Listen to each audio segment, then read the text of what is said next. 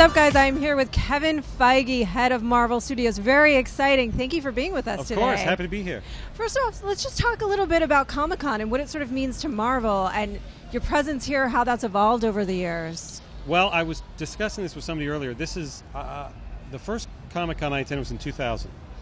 Half as a fan and half as a guy who was a part of the first X-Men movie and was about to start working for Marvel. And it's grown into this now, which is incredible. And the IGN setup here is like a national event. It started to change for us in 2006, and we became our own studio. And starting with the first Iron Man film, it became the place for us to introduce and kick off almost everything that we're doing, and to bring the hard work we do every year to come and show the fans what we're up to. You know, the S.H.I.E.L.D. pilot screened yesterday, which was very exciting. I didn't get to see it. Some people did. But it got a tremendously positive response.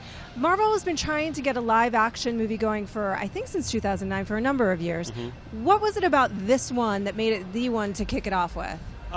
Look, we're not going to be able to do the level of spectacle and the level of effects on television that we do in the movies. So it was always trying to figure out the best way to bring Marvel to the small screen without feeling like we were cheaping out or giving people an experience that wasn't equal to the movie experience.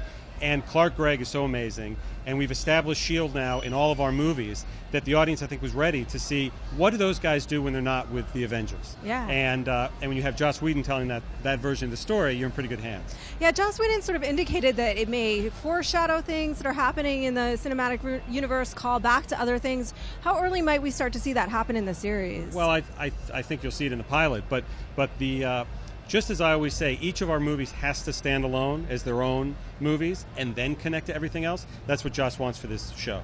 The show very much is going to stand on its own, create its own mythology, and occasionally check in and acknowledge, yes, we're in the shared Marvel Cinematic Universe. How do you keep track of it all? Because, these are it's getting more and more complex all the time, the integration of all of these characters. I just picture you with a big Tony Stark-like hologram kind of moving things around, but what's the process? It's like a hologram, but it's a piece of paper and a couple pencils. It's the development process, and we have a close-knit small team that works with our writers, with our filmmakers, to just keep it all in check. And again, it all spins out of what story do we want to tell in whatever movie's up next. And it's the icing, the connectivity. Well, what's interesting, too, is to see that the movies are starting to get more and more fantastical as we go along. Yes. But what's really cool is that the characters themselves, Tony Stark, Cap, and certainly it's seemingly the whole population in S.H.I.E.L.D. is reconciling themselves to these otherworldly entities, sure, right? Sure. Is that conscious as a way to kind of help the audience along as well? They do it through the characters? Yeah, absolutely right. That's just a great narrative technique, to have somebody experience something for the first time for the audience to follow along with. And we always wanted to be able to expand upon everything that has been happening in our books for decades and decades. And cosmic stories, outer space stories is a big part of Marvel over the years. So slowly easing the audience into that as we ease the characters into that. And Tony Stark, who is as grounded and real a human being as exists, and flawed a human being as exists, taking him and sort of following his journey up to the point that he goes through a portal, sees aliens, sees spaceships, sees the other side of the universe, comes back, and then in Iron Man 3, as we saw, is sort of having mental issues dealing with that. Yeah, I know. The other interesting thing to kind of track as a fan is the mixture of the casting. You've got pedigree like Robert Redford and Glenn Close mixed with St. Pierre and Batista, these fighters. Yes.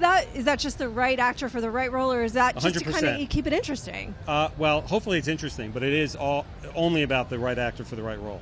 And sometimes it's Robert Redford who needs no introductions, and sometimes it's Dave Bautista who auditioned his ass off and earned that part because of his acting ability. You have got Thor: The Dark World and Captain America: The Winter Soldier here, and a special surprise that we don't know about yet. But how do you what's the decision process in terms of what you're going to unveil at Comic-Con per movie and per phase? I'd say 6 months before Comic-Con, we start figuring out what we would have available, how we could. We don't want to ever come here if we don't have something to show, something to get people excited about. So we really spend about 6 months working on what can we bring, what will be advanced enough for us to bring in and showcase here. And we'll see in a few hours how people respond to it. In terms of Thor, we've got Loki back in the picture, which First of all, were you surprised by sort of the fan response to this character and to Tom Hiddleston? I was very, very happy. You know, I was a part of the first few X-Men films in the early days at Marvel. And Magneto is such a great villain. Yeah. Because you understand where he's coming from. You agree with him in many ways. And he's just incredibly entertaining to watch. And I really wanted the cinematic universe to have a character, a villain, that was as interesting as that. And early on, we thought Loki had the best potential to do that. And the first Thor movie, as you know, is as much a Loki origin story as it is a Thor origin story. Yeah. And the fact that we found somebody in Tom Hiddleston who has gone above and beyond to deliver this character and whose fans are rabid. There are more Lokis here than maybe any of our other characters. I know. It's tremendous, and I couldn't be happier about it. Do you think there is a path of redemption possible for this character?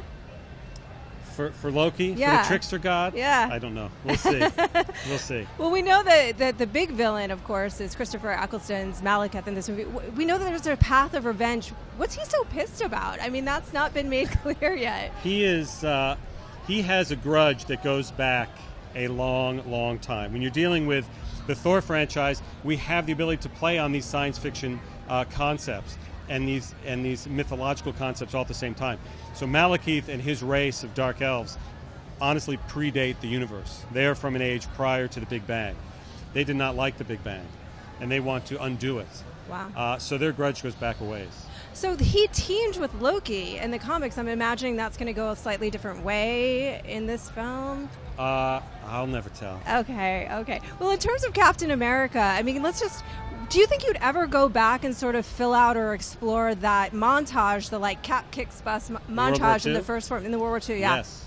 You will. Absolutely. That was the purpose of that montage. Yeah. The purpose of that montage was to acknowledge a period of time that we weren't seeing, that Cap was having perhaps dozens of adventures in World War II, so that if we would be so lucky to be able to make future movies, we would be able to go back to that time period. So that certainly is there for us to play with if and when we find a story to do so. Do you think is that something you're actively pursuing now, or is just focused on other things at the moment? Well, we're focused on the Cap movie that comes out next April. Yeah. And then we'll see where we go from there. Talk a little bit about the relationship between Cap and Black Widow, because they're kind of opposite sides of a coin in a way. She's a little grittier, a little darker. He's kind of a Boy Scout. Absolutely right. What do they That's bring why out it's in so each fun other? to put them together. Yeah. And as I've said, Tony Stark went back to Stark Industries, went back to Malibu before his house was destroyed at the end of Avengers. Thor goes back to Asgard. Right. Cap can't go back in time. We're not playing the time travel card in the Marvel Cinematic Universe anytime soon. So he has to stay. He has to stay here in the modern age and try to figure things out. And it just made sense for us that he would stay with S.H.I.E.L.D., that he would stay with Nick Fury, and work alongside Widow. And I think Widow has a lot of fun with him. Widow likes pushing his buttons. Widow likes to have fun with the guy who still is trying to grow out of them, but still has the 40s mentality of society and of culture. And the more interesting thing for us was, how is he going to work in today's age where everything is not black and white, where there's shades of gray. And when you're working for somebody like Nick Fury, it's all shades of gray. Yeah. And when we meet Cap in this movie, he's not feeling great about that. She also has, historically, a relationship with the Winter Soldier. Is that going to kind of play out in this film as well? Without giving too much away, we do play on the backstory between them, yes. Okay. Widow has gone on many, many adventures over the years. In Avengers, one of our favorite parts was hearing just a Loki give her a hard time about certain events from her past that we've never seen. Yeah. To hear she and Hawkeye relate to an adventure they had together that we haven't seen yet. So we're going to play on that as it relates to Widow and Winter Soldier in this movie as well. Do you think that the relationship between, I mean, I'm sure it is, but the relationship also between Cap and Bucky, I mean, that's got to be the center of this film in a way. Yes, I mean, it's all right there in the title for sure. Right. Yeah, and it's and you know, we're playing it as a surprise for people in the audience that haven't read the comics, that don't know the comics, Yeah. but most importantly, it's a surprise for Cap. Yeah. And it's about the ramifications it has on his psyche and on his ability to, just as he thinks he's maybe assimilating into the modern world, this thing from the past comes back. Do you think that any of her storylines, I mean, it seems so rich to me, especially as established, well, it's rich in general, but especially as established in the Avengers. Would that ever weave its way into S.H.I.E.L.D., or is that not possible? Into S.H.I.E.L.D., the TV show? Yeah. It's going to weave its way into other places first. Okay. But you certainly hear of her in the show. Okay. Let's talk about the directorial choices, because I find that very interesting. You know, you've got for Cap these two directors who are known for more comedic work, and then, of course, Alan Taylor is a little bit darker, grittier dramas is what he's worked on. Is that indicative of the tone of these two films?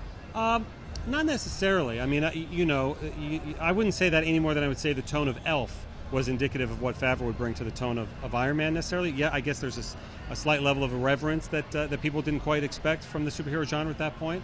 But I've always found that you are rewarded when you hire people that are incredibly clever and incredibly intelligent and incredibly skillful, regardless of what they've done before. I don't want to hire directors who have done a great big blockbuster movie before to do a great big blockbuster movie for us. I want to hire filmmakers that I believe have it in them to make a great big blockbuster in a way that nobody else has before. And certainly that's proven the case with both Alan Taylor and Joe and Anthony Russo. Can you talk about what the tone, I mean, sort of in the first Cap, I mean, there was a mixed tone to it. There really was. There was a lot of fun and a lot of play in it. What can we expect from this one? Well, I think you can always expect a lot of fun and a lot of play from all of our movies. That's what entertains us. And I really strongly believe that's what entertains the audience and allows the audience to then go darker with you, go to a more serious tone with you, which all of our movies, particularly those two coming up, have. But if you're not laughing, if you're not having a good time as you go to those highs and lows, you don't reach the peaks of either. So we certainly are continuing that, while at the same time getting into much more serious places, perhaps, in those two movies than we've taken other films. Because you said that's always counterbalanced with the humor. Well, you said that Captain America was a 70s thriller, 70s political thriller in the guise of being a superhero movie, which I love. Is that how you feel kind of about all of the movies, or what would Thor then be? I believe that we always try to say, what genre of film are we making? We never sit down and go, we're making a comic book film. We sit down and say, what Thor story do we want to tell? What Cap story do we want to tell? And it usually always ends up fitting into a pre-existing genre, which helps us helps us in the development process as we think about it. The first Captain America movie, rah-rah, propaganda, World War II, 40s-inspired movie. Yeah. It made sense because that's what the comics did. When Cap is thought out, when he enters the 60s, when he enters the 70s in the comics with Watergate and the Nixon administration, he clearly was sort of shaken to what it means, the ideals of America. Is it about following the orders of whoever's currently in charge, or is it a grander idea for what the founding of the country means? And then Ed Brubaker's amazing Captain America run continued that and took it to more of a thriller element. And we just love that, and we have never made a political thriller before, so it entertained us to take one of our heroes and put them into a new genre, while at the same time having all the action and spectacle of a Marvel movie. So in terms of Thor, I mean, you've got this, you're switching it up. She's now the one fish out of the water. We're in Asgard. That's right. Dad doesn't like her. It seems. Right. So what's the kind of genre that you're working on? Is this just straight up sci-fi superhero? No, I wouldn't say straight up sci-fi, but it is again playing on that fantasy, the wish fulfillment, the fantasy of the other worlds of Thor, of which we explore a number in this new movie, and taking advantage of the source material, allowing it to be very, very different than any of our other movies or any other comic book movies that are out there, and embracing more of the source material. We think audiences are ready to go further with us into Asgard, into the other 9 realms, into the mythology of Odin and Odin's family and Odin's father, which is how we're taking this next movie.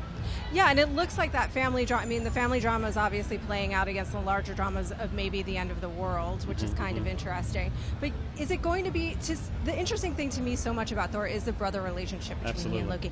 Are we going to find that at the center of this film? Yes. Yes, you are. Yes, you are. And that's all you'll say for now. Teasing some more things, I imagine, later at the panel. Perhaps. I will look forward. I really can't wait. Be there with bells on. Thank you so much. I love you, David Lynch earrings. Oh, thank you. I love them too. They were a gift. Thanks so much for joining us today. Thanks so much. And for all things IGN, Comic-Con, keep it locked to IGN.